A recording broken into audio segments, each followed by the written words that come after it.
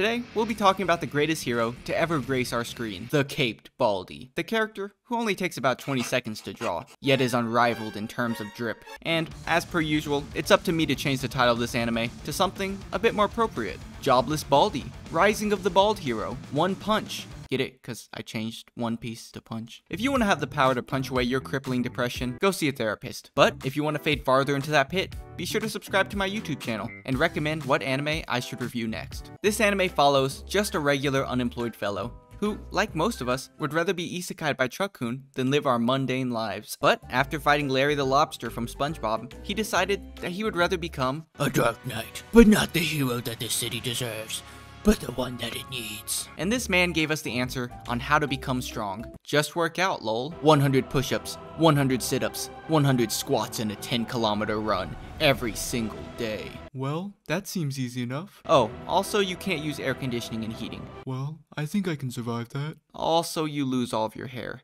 And for those reasons, I'm out. Let me explain this anime in simpleton terms. This anime builds up a villain for about 10 minutes by giving him a backstory. Next, we send in the cannon fodder to get absolutely folded. Senzubin! Then, the villain gets to talk all high and mighty until... Yes!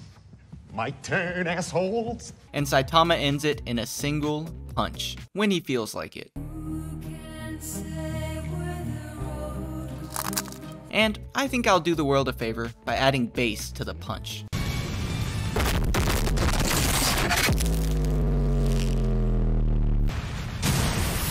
And most of the fights, he's typically thinking of something else, such as bargain day at the supermarket, and we never figured out if he made it. Also, a whole city gets destroyed like every other episode, so the construction team must really be working overtime. But only one problem. Unlike Batman, he wants people to know who he is. But, he kind of forgot to sign up to be a hero, and hasn't been getting credit for the last 3 years. Not to mention, it was because of him that the Hero Association was even founded to begin with. So along with his new Tier 3 simp, they become heroes under their new hero names, the Demon Cyborg and the Caped Baldy. Remember that formula for each episode that I mentioned? Well, they kinda threw it away to focus on Garou for most of Season 2. Meanwhile, Saitama was undergoing intense fights against King. In other words, he was basically playing video games for all of the season. I'm not saying that Season 2 was bad by any means, but let me just show you how I felt when Saitama was on the screen versus off the screen. On the screen, and now off the screen. On the screen, off the screen. Let's talk about the characters of this anime, starting with my favorite hero, our favorite hero, Saitama. Saitama's a character who lost his emotions and what it meant to be human in exchange for power, and goes through intense depression just trying to feel something again. Drowning in an indescribable emptiness. But who cares? Bald man funny. But watch out, he's also scary and cold. Not only will he kill the monsters, but he'll also eat them when he's done. Even when Boros arrived, he just kind of felt bad for him and he was like, nah, let me not rock him so he can feel some joy. So, let's start with the tier list, and you can go in the carries the anime tier. Genos, the disciple of Saitama, who is basically a warm-up event for Saitama. He gets into a fight, gets absolutely folded, plans on self-destructing while having a flashback, until Saitama shows up. Then, the Terminator gets a Senzubin from Mr. Bullcut himself, and he does it again, and again, and again. So, I think I'm gonna give this character a new theme song. And when this man asks Saitama for advice, he basically reads this man a fortune cookie, and he believes it. Your drive will push you, your education will guide you. Arigato! See? I got that one from a fortune cookie too. I think I'm gonna put this character in the give this man a Senzubin tier. We get Garou, who was that one kid in class that said, did Hitler really do anything wrong? Because he was always being beat up by those heroes, I mean allies. Wait, would that mean that he was basically being forced to play Hitler when he was a kid? Never mind. That's a rant for another time. And I think I'm just gonna come out and say it. It's literally Tai Lung and Master Shifu. Maybe this will put it into a better perspective. I have come home, Master.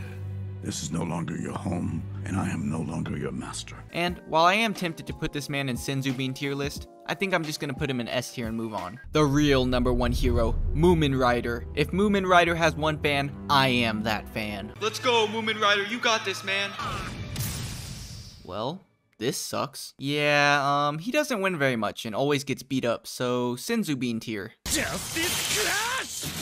And finally, the world's strongest man, King. The man that if he was put into Sword Art Online instead of this anime would have been over on episode 1. Because nobody is as goated on the sticks as this man. And when his engine begins, nothing can stop him. Is he the greatest anime character of all time? He might be. The GOAT tier. Now, let's speedrun the rest of these characters. Starting with the heroes that I care to mention. Puri Prisoner? Yeah, I'm not getting canceled. Self-inflicted Pain Man, who is a sister lover. A tier. Tank Top Master, the character that if you removed him and just left his tank top, nothing would change about his character. C tier. Flashy Flash. And guess what his power is? B tier. Watchdog Man, whose paws are rated E for everyone.